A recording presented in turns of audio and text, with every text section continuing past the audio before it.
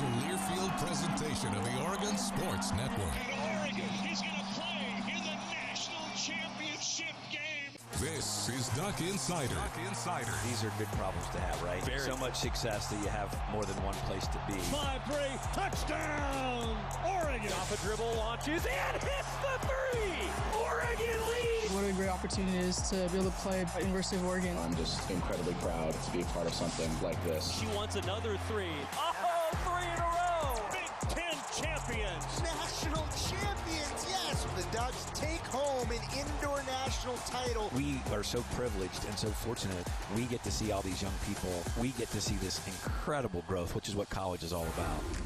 This is Duck Insider on the Oregon Sports Network from Learfield, presented by OnPoint Community Credit Union. People are the point. Now let's go live to the Country Financial Studio to talk Oregon Duck Athletics. It is a busy day around Oregon Athletics.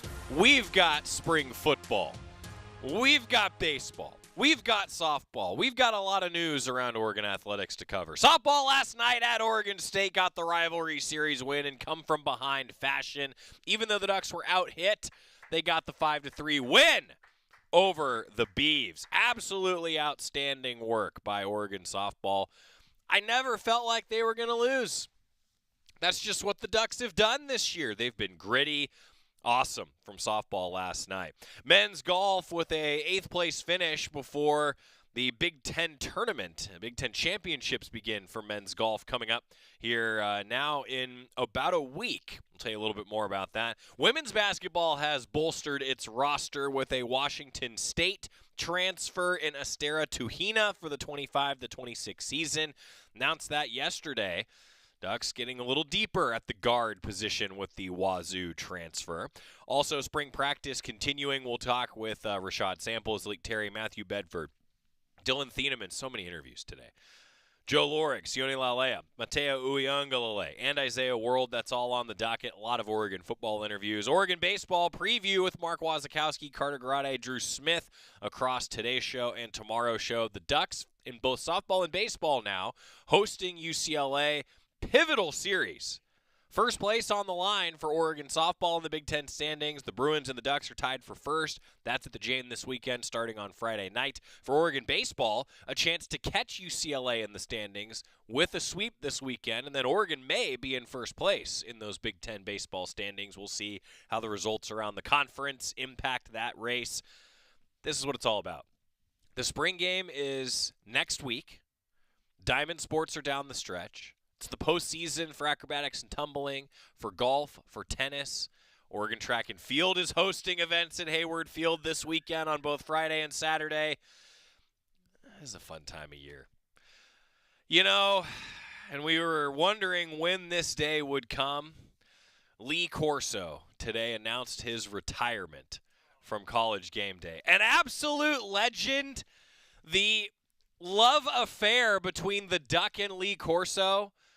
Iconic. The headgear picks. So good. His final show, ESPN said, will be August 30th. Lee Corso turns 90 on August 7th. Lee Corso retiring from College Game Day. Oh, man. I am so thrilled.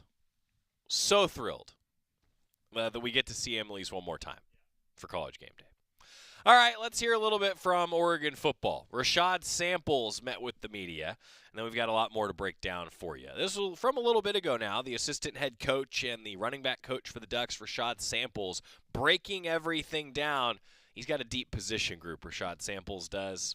Here is Rashad Samples meeting with the media. What drew you to Mackay in the first place, and what have you seen from him here these first 9 practices? Just the physical runner he is, his ability to break tackles, his contact balance. He's a striker and pass pro. He's contact initiation, and obviously his productivity in a really good league and against really good talent. And he's shown the same thing here, right? Every day he's getting comfortable. He's getting more and more comfortable with the playbook. You can see some of his natural ability coming out as he's starting to play faster and think less. Been a really eventful offseason for you, obviously the interest from Dallas. What was the process like for you and kind of why you chose to come back to Oregon for more here? Yeah, man, it's always awesome to be wanted and to be looked at in high regard. Dallas is my hometown, right? So it's a place that's why it was consideration. My family, my friends, yeah. And so it was awesome, man. Going through the process, interviewing, getting to talk ball with those guys. But at the end of the day, my heart was at Oregon. I love being here, love coaching my guys, and I felt like this is the right place for my career right now. Obviously, I have some goals and aspirations, want to be a head coach sometime in the future, and I think, the ability to learn from Dan, how Dan has took me under his wing, and just getting more and more comfortable with him, learning what he wants, learning how he thinks, learning how he sees things. Some of the opportunity he gave me in during bowl prep, during playoff prep to kind of just be around him and see his day-to-day is just invaluable experience that I don't think I'm going to get anywhere else. And just working for Dan and the staff we have is what kept me here. Wondering kind of broadly with your group, what were maybe some superlatives? What are some attributes that stand out with this group, and kind of what do you make of what you have? Yeah, man, this group is dynamic, right? Like, you go out there, I mean, you got so many dynamic runners that are dynamic for different reasons, lateral ability, and Jay Harris is explosive, and Jaden Lamar has long speed. And I mean, you can just go down the line with every single guy. There's different reasons why these guys can just rattle off 20, 30, 40-yard runs, and they're going to do it in all different ways. And they all kind of weirdly complement each other. And so, man, it's probably one of the most talented running back rooms I've ever been a part of. Watching him on film and getting to actually coach guys is a little bit different. What's your impression so far of Jordan and Dier, and just the opportunity they're going to have at your position group, whether it's now or down the road? Yeah, the cool thing about these young guys this year is their ability to learn and just how much they love football. Like, Dier's here every morning at 6:15, 6 a.m. meeting, learning the playbook. Obviously, he got here after Jordan. Jordan is like, he's a football whiz, man. I mean, he understands the game at a level that you don't see many young guys understand the game at. And just the ability that they have and the way they've been able to go through the maturation process is like, man, these guys are going to have an opportunity to contribute and be ready to contribute early on. And so, man, bro, when you talk about those young guys, they love ball. And it's cool to have young guys around who, like, really love ball, who are excited to hit the field every day, and they are. James? When we were talking with Noah earlier in the spring, asked him about the comp to Darrell Henderson. And besides stature, and obviously that you and Locke coach both of them, do you see any comps in their games, the way that they play, the way that they prep, and for a guy of his stature to hopefully make the league a year from now, how he'll be able to do that or not? Yeah, there's a lot of, I can definitely see that comp. I think Darrell was a little bit thicker, but like probably in college, I think he kind of got a little bigger as he got to the league, and I think Noah will also get a little bit more size. But you talk about that straight line speed, the ability to go from speed to power, especially for a little guy. I mean, you watch some of those runs Noah had last year, and he's his contact initiation, he's running through guys' faces. And so, like, when a small guy comes up on you that fast and he's that level of there's that level of violence there. I think there's some similarities there. I think there's some similarities in the ability of open field running and creativity in the open field. I think Darrell and Noah both have that. And then I think their biggest comparison is their ability to play as a third down back, out the backfield, line up at slot, do some things. We did some things with Darrell where we treated him as a slot or a third receiver and drifted him out and lining him up and splitting them out and run routes against backers and even putting them out wide. And I think Noah has all that ability also. Here's how Dink has come along this year and kind of how he's matured and grown in this offense. Yeah, Dink has grown up. He's definitely grown up. He's matured in the offense. He looks comfortable, right? That second half of the season, Dink really started to get comfortable, and I know you guys saw him rattle off a couple of runs. Man, it's been consistent. Like, he shows up every day. He's the same person. He's natural. He's a really, really natural runner. I mean, it doesn't take much for him. It isn't hard for him. He makes it look really easy. So I think he's gonna be a person that can impact the offense in the future. Rashad, just kind of hearing you talk about how everybody complements each other well, and obviously you're really high on a lot of these guys. You guys have kind of historically played 2 to 3 backs. Is this a room where you could see that number grow, do you think? Or kind of what's your assessment on how many you could use in this offense? Yeah, I'm going to try to figure out if I can call the NCAA and see if we can play with 2 footballs. Yeah, we got to find ways to get these guys the ball, and that's my job, and it's a hard job. It's a good problem to have, right? It's to have a lot of good guys that you want to get the ball to in different ways. Yeah, I think you can expect to see multiple guys playing a little bit more. Guys are excited in there right now. I'm in the wrong place. Can you detail and expound a bit about your connection with Ross going back to Elite 11 and how you guys cross paths both then and then later on in the NFL? That's some good research right there. Back to Elite 11. Yeah, me and Ross graduated in the same class. So funny story. Yeah, we went high school together, Elite 11. I think we did a couple camps together. We knew each other then. And then funny enough, when I got the job for the Rams, it's a funny story. He texted me. He's like, "Hey man, I think I'm the youngest coach in the league, and I think you're the second youngest coach in the league, man. We need to continue our relationship." And I was like, "Oh man, I remember you," and this, that, and we talked on the phone for a little bit, and then I hung up and I Googled his birthday. His birthday is actually 7 days before mine. So I texted him back and said, "I think you got it wrong. I think I'm the youngest guy. You're the second." So, man, me and Ross go way back. When we were both in the league, man, we used to talk on the phone for hours about our experiences as young coaches and how to grow. And Ross was my he helped me out at the last Coaches Association, National Coaches Association, like go through my skills and drills. So like Ross is somebody I have a prior relationship to. He was somebody that we've kind of grown in this business as of lately, starting when we was in the NFL together and talked a bunch. And like when he was interviewing for the job, he called me and he was just like, "Sam, we got to get there together. Like I want to be there with you. Like this is going to be awesome." And so, man, it's a blessing to get to work with Ross and just add him to a bunch of people that I've worked with and known for my entire life. Take one more, Zach. Just building on that, what's it been like now having him here with you for the past, couple months and actually getting to work with him and after you guys talked about it so long? Yeah, it's awesome. Like, I hang out with Ross all the time, and I'm in his office. He's in mine.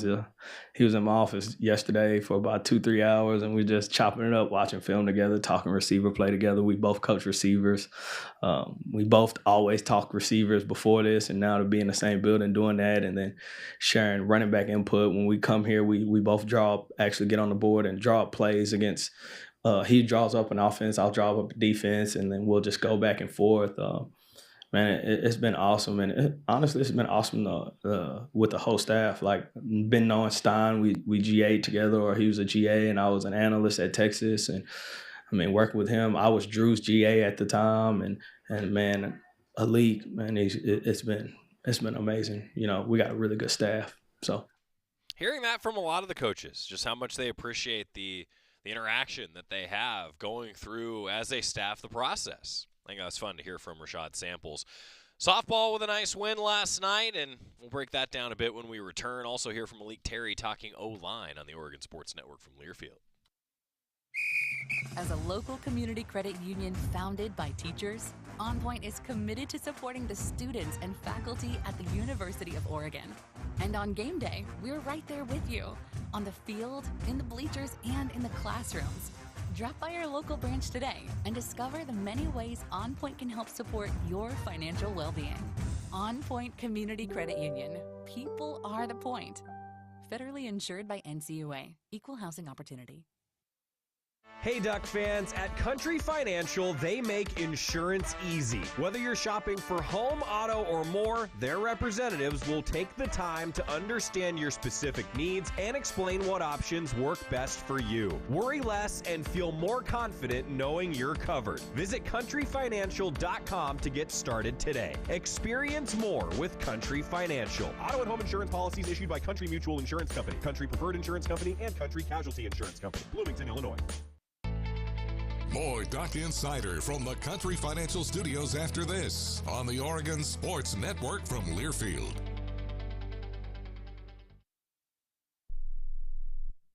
Are you prepared for an emergency or disaster?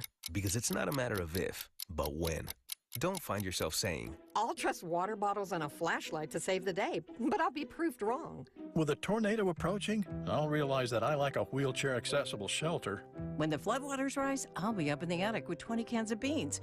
It's a recipe for disaster. let's prepare so we all have a better story to tell. Get started at ready.gov/older adults. Brought to you by FEMA and the Ad Council. Comes to a gun suicide attempt, all it takes is a moment. My son, Ricky, took his life by the use of a firearm. It broke me, and I contemplated suicide. My grandson, I was gonna have to be here for him. I still own my firearm. I keep it in a safe because I want to keep my grandson and myself safe. Store your guns, locked, unloaded, and away from ammo. Hear more safe stories at endfamilyfire.org. Brought to you by Brady and the Ad Council. You know you make me wanna kick my heels up and throw my hands up and throw my head back and come on now, so good to see you real. Duck softball with a big win at Oregon State last night. Came back to take the lead in the 7th inning on an Emma Cox knock. Got to tell you, it's great to see her back healthy. Contributed against Minnesota. Contributed in a big-time way in this rivalry matchup with the Beavs. Oregon was out-hit in the contest 10-5. Played catch-up the entire game. But the airless defense that the Ducks played continues to be a huge deal. Oregon had to use 4 pitchers.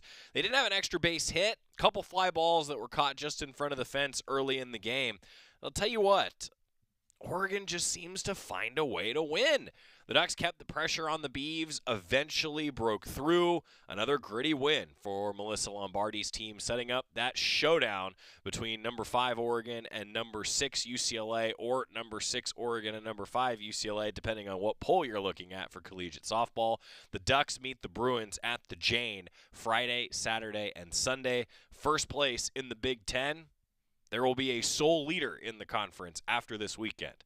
2 teams are tied atop the Big Ten standings entering play this weekend. Meanwhile, we approach the spring game coming up next Saturday. Oregon will scrimmage this weekend. We'll have more details on that coming up for you after they scrimmage on Saturday with a Quack Minute. And we'll also have, of course, the full press conferences on the GoDucks YouTube and right here on Duck Insider, wherever you consume all of your Oregon content.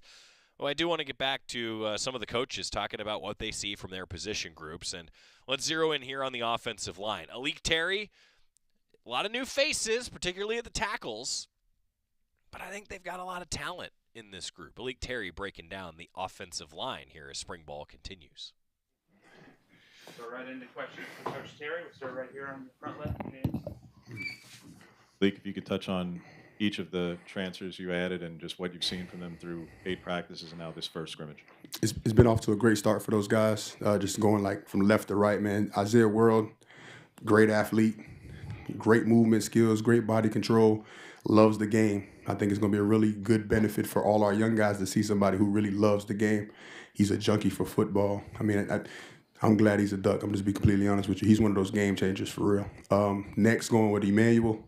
Coming from USC, he's had 30-plus career starts. He knows exactly what it is. When you see him, he's one of those guys who you like, he's going to end up like on a freak list. He dang near has a 6-pack abs, long length, crazy strength, movement capabilities. He's played a ton of good football, obviously protecting for Kayla Williams at USC and having that experience, man. He's came in, learned the system, getting with the younger guys, getting some indie drills with those guys, and asking the proper questions. He's not uncomfortable with asking questions if he doesn't know. And I think that's been the best part for him because he is a high IQ football player that matches with that brute strength and athleticism that he has. It's going to be a real benefit for us. Can't imagine and wait to see what it looks like with him and Poncho next to each other with just that much sheer power in the A-gaps. And then going to the right side right now, you got Big Harkey. Man, Hark is one of those guys who's, once again, extreme athleticism to be so large. I think he probably shocked all of us because when you see it on film, you know he's a large human. But when you get in person, it's like, okay, you're extremely huge. Like, he's a big human. Between him, Isaiah, and E-Man, the mass that we've acquired in the portal, man, it was really cool and it was really good to have. And all those guys have played high-quality football. So you can see that now, 8 practices in, they're getting more comfortable with our techniques, getting more comfortable with our system, and they're going to be big contributors for us. Front right, Zach. How important has it been for you guys to have Bedford back and apparently healthy, seemingly healthy, and just, especially when you have that veteran experience with so many new offensive line pieces? I mean, I think the best, I say it all the time, there is no better teacher than experience. He's had 30-plus career starts in the Big Ten, and for him to be healthy and his body's feeling good, and he's always had that leadership role. He's just one of those natural leaders. So to have him now playing at a high level like how he's playing right now, he's playing consistent football. I think he's starting to feel that confidence again. It's natural. When you have an injury, you don't play for a while. You can see and feel him in his presence in meetings, his presence at practice. He's playing with some confidence right now, and everybody's noticing it. And even getting him at tackle as well. So, he's feeling good and he's feeling healthy because he can play multiple positions at the same time as well. So it's been really good to see the jump he's made because he's always one of those guys. He was committed to his rehab. He was committed to the installing and all that kind of stuff. Even when he wasn't playing, he was prepping like he was playing. And sure enough, it's paying off right now. So it's been really good. It's been a really bright spot for us so far up to this halfway point in spring. Back right, Brett. Last season for you guys early on the offensive line side, it just seemed like maybe it was a little bit of a slow start, but you guys figured things out. With the group of players you guys have brought in, do you feel like things are clicking a little bit quicker with this group? And what are you kind of seeing? And do you feel like they'll have a faster start in the spring game and hopefully, obviously, when fall comes as well, too? Yeah, I mean, you can feel it. I mean, every season is different because every season is going to consume of different 5 guys and that kind of stuff. But I think it's the best thing about this group. Just you're always constantly working. So we'll see how it is when the game's there. We know we got 6 more months, but you always hope for the best that it's going to be. They can get that feeling of playing next to each other, that confidence of playing next to each other. So you go out there, you're hitting on all cylinders. But if it ever is not up to par, I think all our guys are committed to always chasing that process because there's a standard here. So while everybody else was not on our side, everybody else in that room linked together, and we see what else would turn from that. So whatever happens, these guys are going to link together. And I think even with transfer guys, the culture in the room, you would think these guys have known each other for their whole college careers. And I think that's just a tribute to those guys when they're not here, being at each other's houses. And that's what's going to make the difference when you talk about having that cohesion with the guy next to you. Where is Pancho different?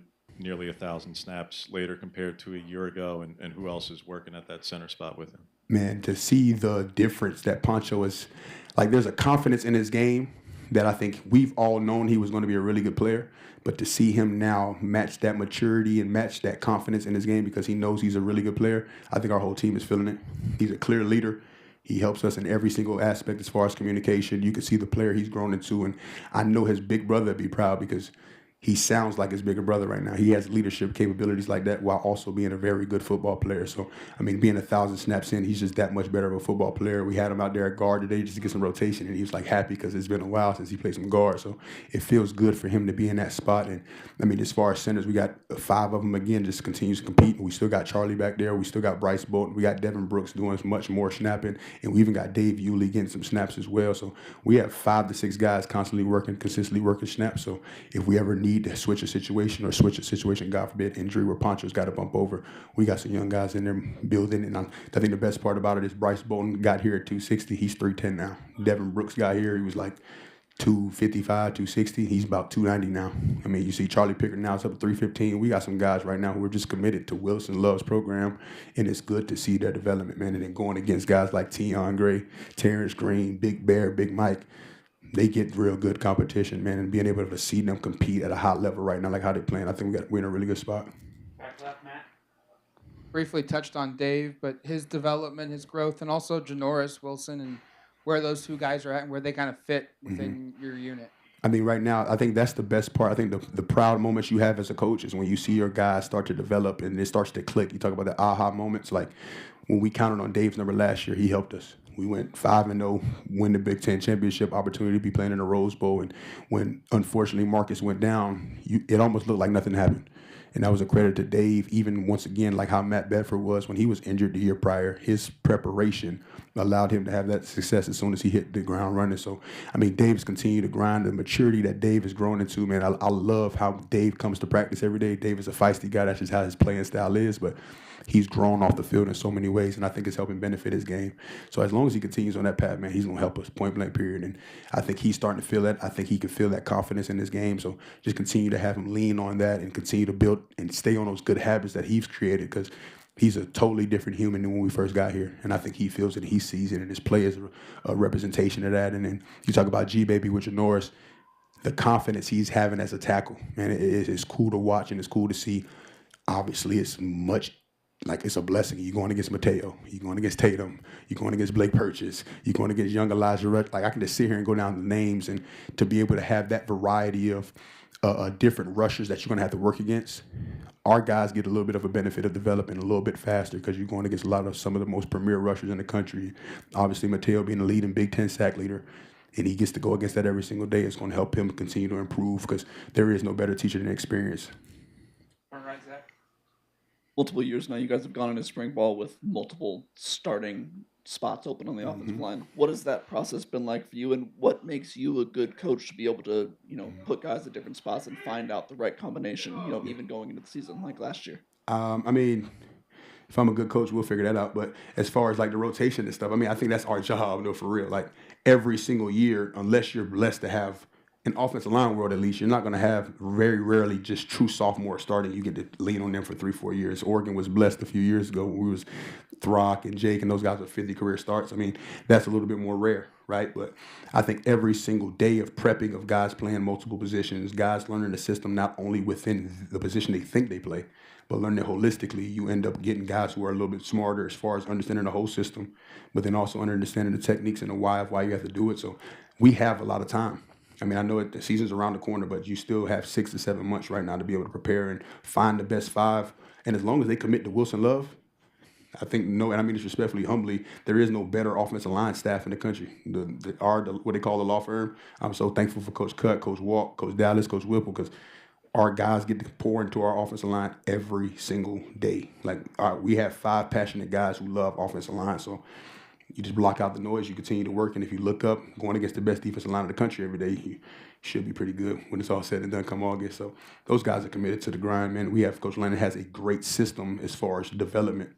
So we've been in a situation going on year 3 in a row. We've had these same questions at the top of the spring, and it's like these guys are going to compete their butt off, and our team is going to help them get better. So really good spot. Malik, a year ago, was asking, what did the 2s and 3s have to show you so that a year later you could be in position to know whether they could help you? All right, you went shopping, you got 3 guys, you had Bedford unexpectedly have to come back. What do you have to see from the 2s and 3s this year to where you're not shopping for 4 or maybe even 5 guys next December, to where you're ready to roll with and truly be not just 8 or 9 deep for the fall, but be ready to roll another 5 who are already here a year from now?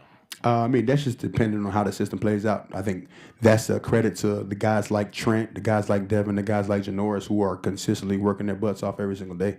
So as long as they continue at this rate, we're going to lean on them. But like you just said, the guys that we did bring in here would be technically 4 seniors leaving. So you would probably have to get 4 more guys. So if it ends up being that you went to the portal to go get them, that's because probably there was a player out there that we deemed and evaluating that was in the portal that was good enough. And I think everybody knows we're going to go get the best players possible if that deems necessary. But our guys that are developing now, they're putting themselves in a position right now to help us this year. So all due respect, I mean, I'm worried about what's happening right now, but I know we got young guys right now. If it's necessary and they need to play, they have put themselves in a position right now to be able to help us right now. So I can only imagine what it'll look like in 9 to 10 months. Anything else? All right, last one, James. Just curious, but we talked about the GoPros and what that could do for the quarterbacks, but how much does your room actually benefit from that? Because that's a different camera angle theoretically for you guys too, and what you're hearing by way of Poncho and mic identifications and Leo calls and all that kind of stuff. So how much of a tool is that for your room? Man, it's been great. Like, you can see who's lying to you. Because everybody said, Coach, I swear I said that. You go to the GoPro, it's like, yeah, you didn't say it. But I think it's just real beneficial because there is so much communication that happens within football that people don't realize that has to happen pre-snap, post-snap, and having that GoPro angle and to see, it lets your guys understand a little bit of the life of the quarterback. Naturally, as offensive lineman, you never have to know what it feels like to be that guy that's sitting in that bullpen when you got 4 hound dogs rushing after you. So our guys get to see why being square means a little bit more. Why using your hands means a little bit more, because you can see the difference when that dude's real close to the GoPro and he's real far from the GoPro. It's a different life for your quarterback to live. So it allows not only for, like Coach Tony T was even saying it, for everybody, you get to get inside the game where when, for us, before even the iPads, you're hoping your players, you've taught your players well enough to be able to communicate what's going on to you during the game. So at least at practice with the GoPros, we have a little bit more access to be able to see what you call, what you communicate, and our guys can learn from that. There's another aspect of or a learning tool that we can use for our guys to be able to use to help improve their game. All right. It's been kind of Appreciate cool y'all. to see that. Talking about the GoPros that the quarterbacks have had on their helmets, it's actually helping the offensive line play as well. Scott and I both chuckled when Alik Terry, offensive line coach there, said, well, you can tell who's lying. That's what happens, right, with the film and the study, and that's what goes into all of this. That's pretty cool to hear from Coach Terry on that. When we come back, some updates around Oregon athletics, and we'll continue hearing from some Oregon student athletes, coaches. It's what we do on Duck Insider. Keep it here on the Oregon Sports Network from Learfield. Dear Truckin' Awesome, Toyota Tundra's got heart-pounding horsepower. Tacoma is one rugged ride, and the 4Runner is tough as nails. Truck yeah. Find yours at toyota.com. Toyota, let's go places. As a local community credit union founded by teachers, OnPoint is committed to supporting the students and faculty at the University of Oregon. And on game day, we're right there with you, on the field, in the bleachers, and in the classrooms. Drop by our local branch today and discover the many ways OnPoint can help support your financial well-being. OnPoint Community Credit Union. People are the point. Federally insured by NCUA. Equal housing opportunity. Dear Truckin' Awesome, Toyota Tundra's got heart-pounding horsepower.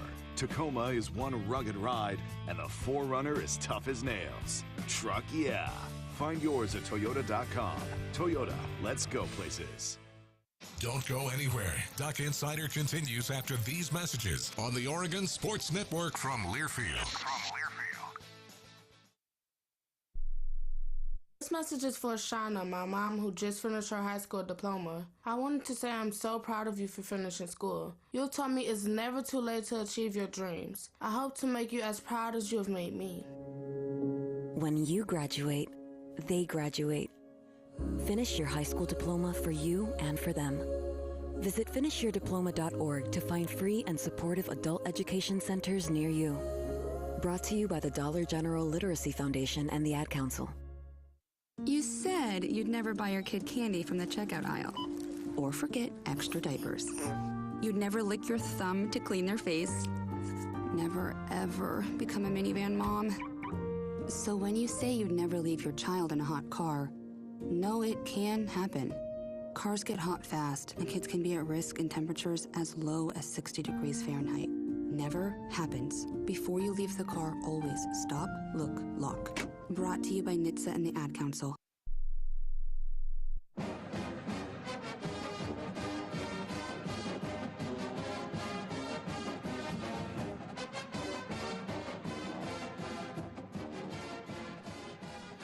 Back on Duck Insider, presented by OnPoint Community Credit Union. Joey Mack here with you inside the Country Financial Studio. Going to get ready for some baseball here in a little bit. But first, women's basketball has added an all-conference guard and Washington State transfer, Estera Tuhina, to the roster for next season.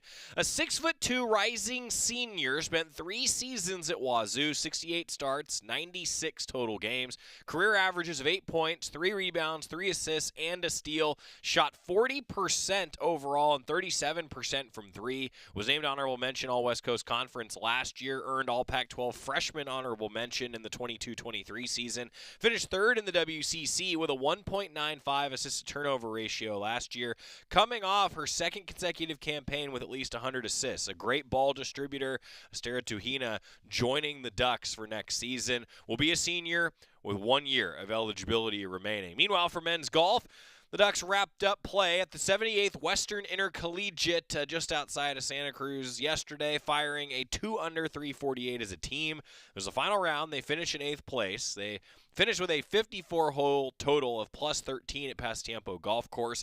Next up, the Ducks will head to the Big Ten Championships, which begin April 24th. Grayson Leach was the top Duck on the leaderboard, and they had a collection of Ducks finish inside the top 30 in round 3 of that Western Intercollegiate. Oregon baseball now. The Ducks are getting ready for a big series against UCLA. Let's hear from Mark Wasikowski, the Oregon baseball head coach, previewing that series that begins at PK Park at 5 o'clock tomorrow. We'll have a 4:45 pregame show for you. Talking baseball coming up at PK. Here's Waz. 2-1 and then a win at Georgetown. Just kind of your thoughts on heading to the East Coast and how you guys performed over there. 3-1 trip to the East Coast. Getting used to going back and forth to the East Coast, 3 time zones. There's some things that we learn from all that. overall, coming out of a trip, you want to be 4-0. You go 3-1. It's a good trip. Not a great trip, but a good trip. There were some things we did really well and some things that we still look to improve upon. Specifically, the improvements need to come from, the pitching department where we can stabilize some of that. We saw some bright lights at the end of the tunnel there for the pitching department at times. And then we saw a blow up in game 1 of the doubleheader in game 2 of the series that cost us basically the ball game. And so, we're still continuing to try to improve upon the consistency in a good way of the pitching side of it. I think if we can handle that, manage that, I think that'll give us our best chance to be able to come out of weekends with a sweep. Do you feel like you guys are getting closer there? I know that pitching maybe not be where you want it, but do you feel like you are moving forward to where you want to be right now? No doubt we've progressed. There's no doubt we've progressed in that. Especially look at Jason Wright's outing, Cole Stokes' last outing. There's been other things that you can point to with that have been really, really good. Progressing, but not there yet. Offensively, progressing and still not there yet. I think is what I could say to that. And what about the consistency? Because a couple of weeks ago, you said that the inconsistency of this group, we were kind of seeing it. Do you feel like they've addressed that at least a little bit over the last couple of weeks? Yeah, they've addressed it clearly. You're not going to score 10 runs a game every single time you roll out on a baseball field. Hitting's going to come, it's going to go. Sometimes you're going to line out, kind of like in the first game of the doubleheader. We got the bases loaded, a chance to be able to really kind of even the score. And Drew Smith hits an absolute rocket up the middle, and it goes straight into the pitcher's glove. And it was a look what I found moment. So you catch some bad luck sometimes too. However, I look at it and I say, yeah, we are progressing in those areas. I think the stabling factor usually is, are you pitching it and you're playing good defense? To date, I think we've been playing pretty good defense on a consistent basis. And then the pitching department, we saw improvements in different areas. We've seen Clark be, an excellent starter. He should be back with us again this weekend and in full go, which is great. Jason had a tremendous weekend last weekend. Could have won the conference pitcher of the week. Didn't, but pitched at that level. He was so good. And Grayson's obviously been a very, very key piece of the starting rotation, and he's been consistently good. So from a starting pitching perspective, I think we've answered some questions, and it's about stabling the rest of it down. You mentioned Clark there. He's kind of struggled the last 2 road outings. This time against Maryland, I know that they're a good hitting ball club, but 1 strikeout, I think it was, lots of inability to get swings and misses. Just what's kind of going on with him right now, and how do you got to get him back to where he was pre? Colin's never really a strikeout guy. Colin's more of a contact pitcher, and he kept us in the ball game until the very end of the outing when his command got loose on him and he was tired. He fatigued. And so Colin's been pretty steady for us up to date, and I look for him to have a good outing this weekend. You guys have a rotation for this weekend? Not yet. We with the short week and us just get back into town, we will by the end of the day today. Mm-hmm. Jack Brooks, seen him kind of walking around with a leg brace. Is he out for the year? Is he what's up with him? He's day to day. Coach, obviously, first top 25 ranked series for you guys this season. How do you feel like you guys have kind of prepared with the competition you guys face, and do you feel like at this point in the season you're ready to face a team like a UCLA, especially here at home at PK? Yeah, excited to be able to play against good people. That's going to be awesome. Can't wait. I think the place will be electric. Park should be packed. We're 25-10 right now, and we've been nationally ranked the whole year. So, and we still haven't even played our best baseball. And so for the naysayers out there that say, oh, you're this, you're that, you're horrible, that's probably far from the truth. And yet we haven't reached our potential quite yet. That's on the coaches to be able to try to get this group to get there. And we accept the challenge. We're looking forward to it.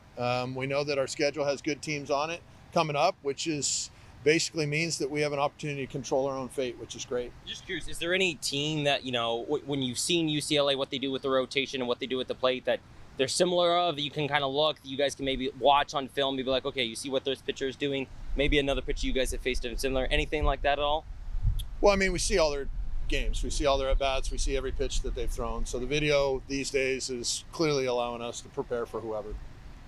Carter had a strong offensive day at the plate the last 2 days of the weekend. Just what X factor can he provide offensively? We know what he does with the glove. What can he bring with the bat at the bottom of the lineup? Well, our bottom of the lineup's been pretty good for us, to be honest with you. Those guys have been getting on base quite a bit, and when they get on base, to be able to set the table for the top of the order, I think is when the thing really is starting to click. It started getting going the last couple of days. I'd love to see more of it. You know, Carter hit a grand slam, first home run of the year for him, but the things that he did better than even just hitting just the one grand slam, he's spraying the ball around the park, taking his hit by pitches instead of jumping out of the way, little things like that, just to where he can get on base for the big boys at the top. I think it's huge.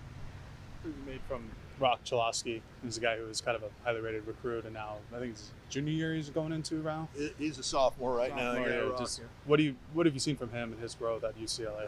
Dad Dan's a great guy, scout, longtime scout, baseball guy, right, with the Reds. And, you know, Rock is just he's a tremendous player. He's always been a tremendous player. He's a balanced player. You know, you got him and Maddox Maloney out there at shortstop this weekend going against each other. You know, maybe the two best shortstops in the sophomore class in the whole country.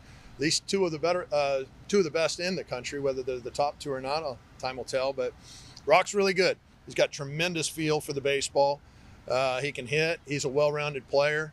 You know, that's why everybody in the country was trying like crazy to get him out of high school. He's not a secret. He is as advertised. He's that good. You guys started Drew Smith a couple games out there in the outfield. What did you think of his performance at the dish and then out there in right field? Well, gritty, lost the ball in the sun. You know, I mean, it went for a hit, I guess. Lost the ball in the sun. Probably should have been an error, although it went in the sun. I don't know if you can tag a guy for an error on a thing like that. Drew runs around great out there when he's healthy. He hasn't been healthy for us this year, which has really hurt us. He's a gritty player. You know, he's not a guy that's going to have big, gaudy home run type numbers. But boy, does he give you a competitive at-bat. He had some really competitive at-bats this last weekend. Played very, very well. Hit very, very well. And, you know, he runs around the outfield as good as anybody we've got in those corner outfield spots. You know, I mean, excluding Anson, I think we're playing Anson in the corner outfield right now, and he's our best outfielder. He could easily be a center fielder, but he's so elite at left field, especially at PK Park. We all know how tough that field is out there. He's so elite out there, I don't want to move him. But still, yeah, I mean, Drew is really a plus defender in the outfield, and I think he'll be a big asset moving forward, and we're happy to have him back off the hurt list. Yeah, no doubt having Drew Smith back is a huge deal. That's a career 300-plus hitter that can play multiple positions for the Ducks. Helps the depth for Oregon baseball ahead against UCLA, a team that has not been on the road very much this year. They're 5-2 in games away from home, 2-0 in neutral site games, but they've played nearly 30 games at home. They're comfortable playing at home. They're a top 10 team. They're talented, don't get me wrong. The fans can make a difference. Road environment for Oregon against UCLA at PK Park. 5 o'clock, supposed to be beautiful weather all weekend long. Oregon baseball facing UCLA this weekend. Quick timeout. When we come back to football. Hear from some student athletes on the Oregon Sports Network from Learfield. At Shadow Hills Country Club, we're more than just an award-winning golf course and practice facility. Our events team offers all-inclusive event pricing that allows us to take care of all the details while you enjoy your event. Our indoor and outdoor venues offer you a wide variety of fully staffed options that put the focus on you. From weddings to business and social events, at Shadow Hills Country Club Events Center, you get the benefits of a resort atmosphere and amenities in a peaceful country setting, just minutes from downtown Eugene. Call for a tour today or visit shadowhillsevents.com. As a local community credit union founded by teachers, OnPoint is committed to supporting the students and faculty at the University of Oregon. And on game day, we're right there with you, on the field, in the bleachers, and in the classrooms. Drop by our local branch today and discover the many ways OnPoint can help support your financial well-being. OnPoint Community Credit Union. People are the point. Federally insured by NCUA. Equal housing opportunity. Duck Insider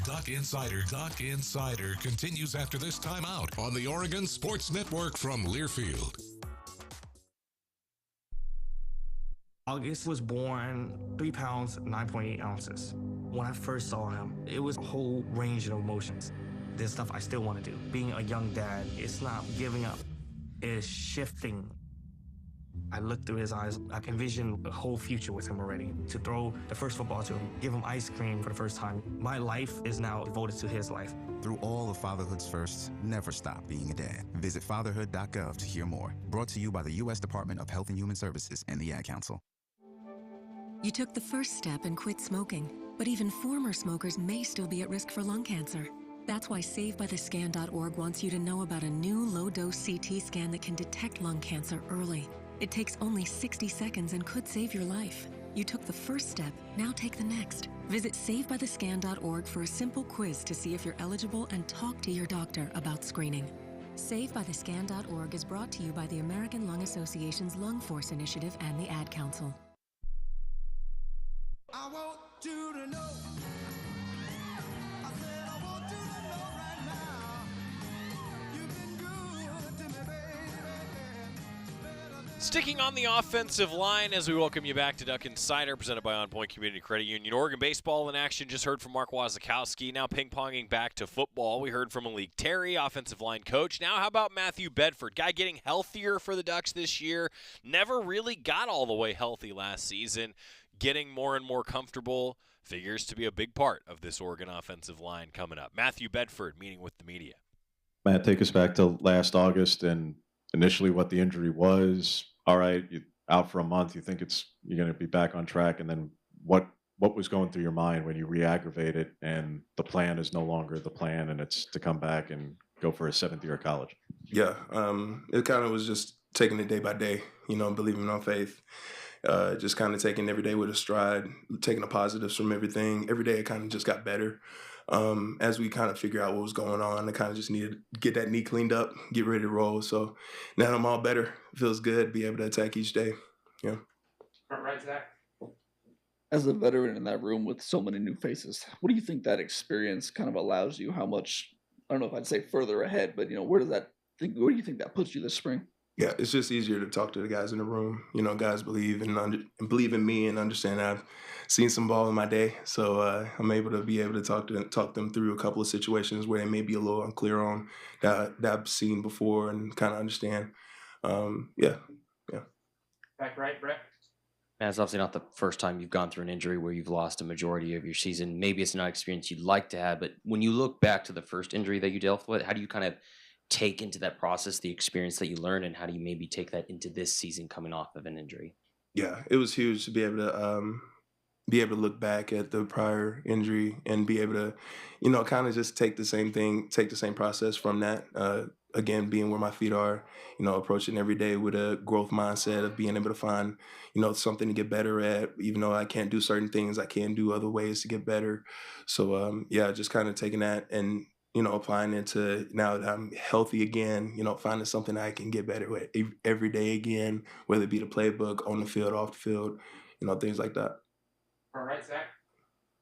Earlier this spring, Dan said that God doesn't make many people like Isaiah World, and the league just went through all of the new transfers and how impressive they are. What's your early impressions of them and kind of what they bring to the room? Yeah, all of these guys are extremely blessed. All of these guys have done all of the work that has been needed to get to this point, to be able to play for Oregon, to be able to be in this position. So now it's just, keeping applying it, not really changing your process, and evolving it as you're in this program to, get to the next level, which is the goal. You were going through the process this time last year of developing chemistry with guys who are already here. All right, what is that process for you where now you're coming off an injury, yes, but you're developing chemistry with largely a group of guys who were a year ago? Yeah. Not much of a change. Kind of just, getting to know the new guys, Isaiah World and all those guys, Alex Harkey, being able to just get around those guys and build that trust again, and as you've been able to play during the spring ball so far, you definitely be able to see that on film, that trust being able to be built. You know what I'm saying? That this room is so connected, and it comes through that time that we spend with each other, off the field, so. Zach? I know that your back is to him most of the time when you're on the field, but early impressions of Mekhi Hughes and kind of what he's shown this spring? Yeah, I love Mekhi. He comes in every day, meets me in the hot tubs in the morning at 5 o'clock, and we kind of have a similar process of just preparation. We focus on again every day taking the good and being able to look at the film and being able to approach things. Mekhi, definitely, I enjoy watching this process every day. James. What is it like going up against Amari and Bear in practices here, and just what stands out about them, and how do they challenge you and make you better? Some big guys, big, powerful, strong guys. Definitely be giving me a look for the guys that we're going to be going against this fall. Really excited to be able to get the looks that I'm able to get with Bear and Big Mike and those guys, it definitely puts me in a really great position to be able to train and get better every day. You know, put some good things on film, put some things we need work on film too. So. Back right, Brett. Coach Laning's always talked about, the offensive line need to be able to be versatile and fill in any specific role in the line where they can. With only a few spots open, how much this offseason or this spring have you been dabbling in maybe some different positions on the line? Maybe you haven't really dabbled in that much, and maybe how is that kind of helping your game overall on the line? Yeah, I've been able to, dabble with a little bit of left tackle. Again, just opening your eyes to the whole offense, being able to see what you need to be calling when you're at, left tackle versus right guard. You know what I'm saying? Being on both sides, it helps you just be able to see the whole field. For me, I can be able to, maybe help a younger guy like, Isaiah Ward or Zaire. You know what I'm saying? Those guys that are fresh to the system that need to help with maybe a call or maybe understand a scheme or something. So, yeah, it's huge. Back left, Matt. Last year, along the offensive line, you guys had Dylan, who had seen a ton of different scenarios offensively at the quarterback position. This year, it's a new face, whoever gets the job. How have those guys kind of commanded the offense and handled their business from a pre-snap perspective of getting everyone in line? Yeah, all of these guys, in my opinion, are field generals. When they come up to the line, they're speaking with authority, definitely feeling their confidence behind them. Dante, all those guys, every quarterback that comes up behind us, I'm definitely hearing the cadence, feeling confident in what they're able to do. So, yeah. Right left, James. I appreciate wanting to be where your feet are, Matt. But again, when the plan was a year ago for you to be thinking about a pre-draft process and top 30 visits and the like, when some of your former teammates are now doing that, how much have you paid attention to the combine? And because interior spots are so hit and miss, and who gets invited and who doesn't, comps, how much are you paying attention to those sorts of things and where you may stack up relative to that? Because getting invites from the interior spots is just really, really hit and miss. Yeah. So for me, looking at honestly, starting from last year, just watching the end of the season and watching these guys going into their preparation, I just kind of wanted to take all the good things, like, their habits, these things that are going to help them prepare for the next level. Kind of just asking them questions about, how are they breaking down film? How are they preparing for drills and things like that? So when my time comes, I'm prepared. Other than that, I really just need to be focusing on where my feet are. Like, I need to focus on what I'm able to do to get better each day so that when my time comes to be on film, I can be able to put good stuff on film. So, yeah, that's what I'm at. Matthew Bedford talking offensive line. Timeout as spring football continues, and when we come back, a preview of the weekend ahead on the Oregon Sports Network from Learfield. Hey Duck fans, at Country Financial, they make insurance easy. Whether you're shopping for home, auto, or more, their representatives will take the time to understand your specific needs and explain what options work best for you. Worry less and feel more confident knowing you're covered. Visit countryfinancial.com to get started today. Experience more with Country Financial. Auto and home insurance policies issued by Country Mutual Insurance Company, Country Preferred Insurance Company, and Country Casualty Insurance Company, Bloomington, Illinois. As a local community credit union founded by teachers, OnPoint is committed to supporting the students and faculty at the University of Oregon. And on game day, we're right there with you, on the field, in the bleachers, and in the classrooms.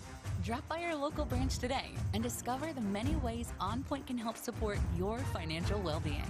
OnPoint Community Credit Union. People are the point. Federally insured by NCUA. Equal housing opportunity. Duck Insider, your home for the latest news on Oregon athletics on the Oregon Sports Network from Learfield. Uh-oh, Brad's buzzed. Oh, yeah? Yeah, he's starting with the woots. And now a speech. I just want to say that friendship is about heart and brain. Who's with me? Good thing is, he knows when he's buzzed. And my brain is saying, when it's time to go home, somebody call me a ride. Love that guy. Me too. Know your buzzed warning signs? Call for a ride when it's time to go home. Buzz driving is drunk driving. A message from NHTSA and the Ad Council. Substance use disorder and addiction is so isolating. And so, as a Black woman in recovery, hope must be loud. It grows louder when you ask for help and you're vulnerable. It is the thread that lets you know that no matter what happens, you will be okay. When we learn the power of hope, recovery is possible. Find out how at startwithhope.com. Brought to you by the National Council for Mental Wellbeing, Shatterproof, and the Ad Council.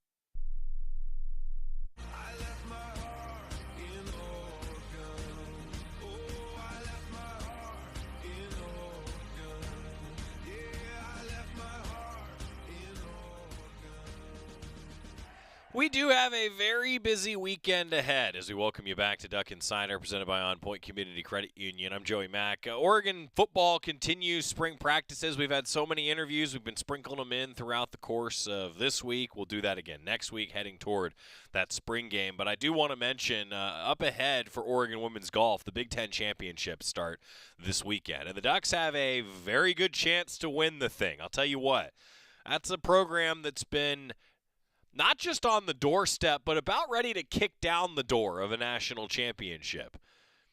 And in the Big Ten, in the first year, we'll see how they stack up. They're in Maryland for the Big Ten Golf Championship. It starts tomorrow. Best of luck to Derek Radley's team. And then I mentioned Oregon track and field. Jerry Schumacher, Oregon head coach, met with the media, if you're live with us in the 1 o'clock hour, just about 20 minutes ago. So we'll have that for you on the show tomorrow to preview the University of Oregon Open at Hayward Field tomorrow. More details on GoDucks.com. The Ducks will also host the Team Invitational tomorrow, which should be a really fun day at Hayward Field. Fans have asked for a team-scored event, similar to how an NCAA championship, a Big Ten championship would run. That's what we're getting at Hayward Field this week, which I'll tell you what, I keep saying it, there's nothing like Hayward Field. There's nothing like Oregon track fans. The education level of that group that just appreciates great performances. Hopefully we'll see some of those here coming up this week. Beach volleyball picked up a nice win yesterday against Portland, a 4-1 decision. And now they head to Malibu. They'll be on the road again tomorrow. We'll tell you more about that. And then Oregon women's tennis is in Eugene against Iowa. So is the men's tennis team against Illinois. Student Tennis Center, maybe outdoor courts tomorrow for Oregon men's and women's tennis. And then we've been talking about Diamond Sports, 5 o'clock tomorrow. Baseball, 7 o'clock tomorrow. Softball. Talk to you then. Put your phone on D&D, that means that do not disturb when you're driving. And when you're going from point A to B, I need you to stay safe, please, so always sing with me. So put your phone on D&D, that means that do not disturb when you're driving. And when you're going from point A to B, I need you to stay safe, please, so always remember this beat. Don't drive distracted. A message brought to you by the National Highway Traffic Safety Administration, Project Yellow Light, and the Ad Council.